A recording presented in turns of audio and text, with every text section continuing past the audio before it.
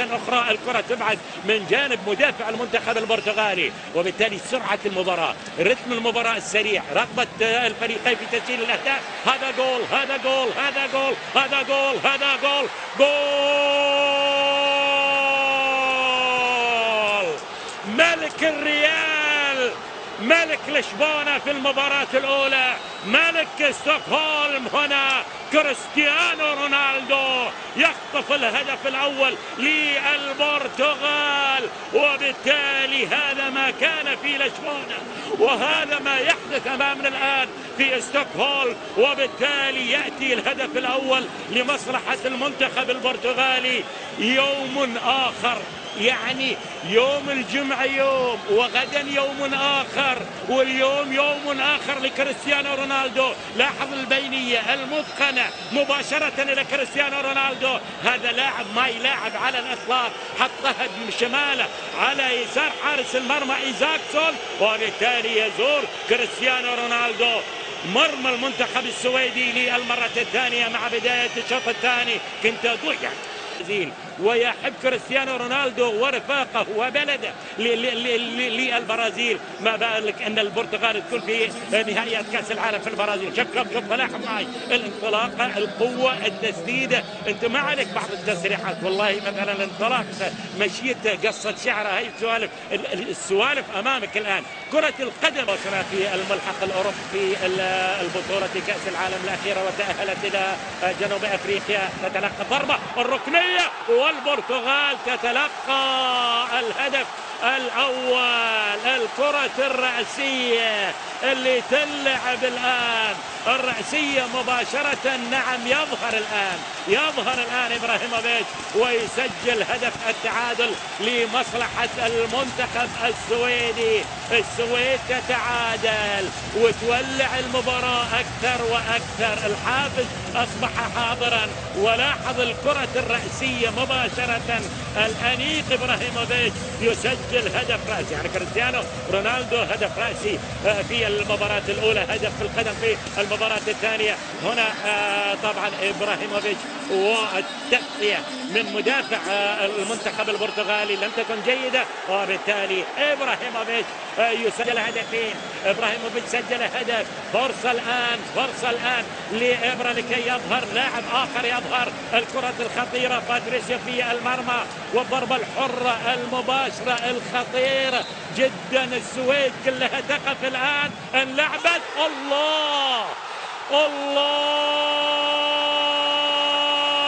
ظهر إبرا، بان إبرا في الشوط الثاني وسجل الهدف الثاني، وتكون النتيجة 2-1، تنعش آمال السويديين بالفرحة الكبيرة، وإبراهيموفيتش يسجل الهدف الثاني، وكريستيانو رونالدو سجل هنا الهدف الثاني. لاحظ مرة أخرى التسديدة القوية، مرت من حائط الصد ومرت من حارس المرمى باتريسيو، لأنها أرضية قوية، فيه تركيز قوي من العملاق، من الأنيق إبراهيموفيتش الذي يأتي بالأهداف الجميلة. إليك هدف جميل، وبالتالي يأتي للهاتريك ويحتفل الآن مثلا إبراهيموفيتش. شوف الآن إبراهيموفيتش هدفين، عنده 48 هدف، باقي هدف واحد على أساس أنه هو يعادل الرقم القياسي، لكن كرة خلاص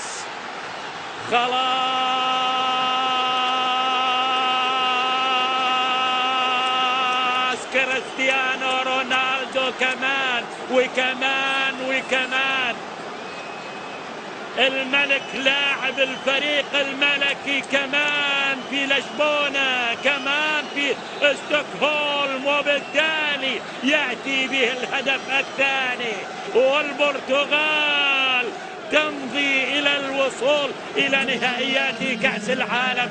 لاحظ مرة أخرى شنو اللي جرى، شنو اللي صار في المرتدات، ولاحظ الخبرة، ولاحظ التعامل مع الانفراد، ولاحظ الحديث القوية كريستيانو رونالدو يبهدل السويديين.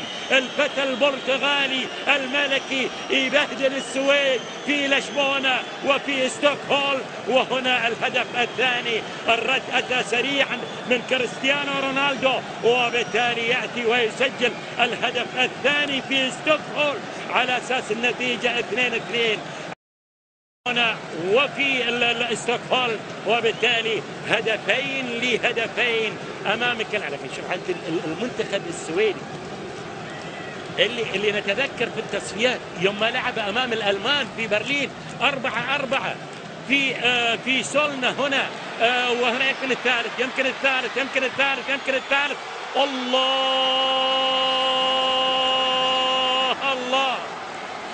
الله يا كريستيانو رونالدو، ملايين البرتغاليين يهتفون لك الآن.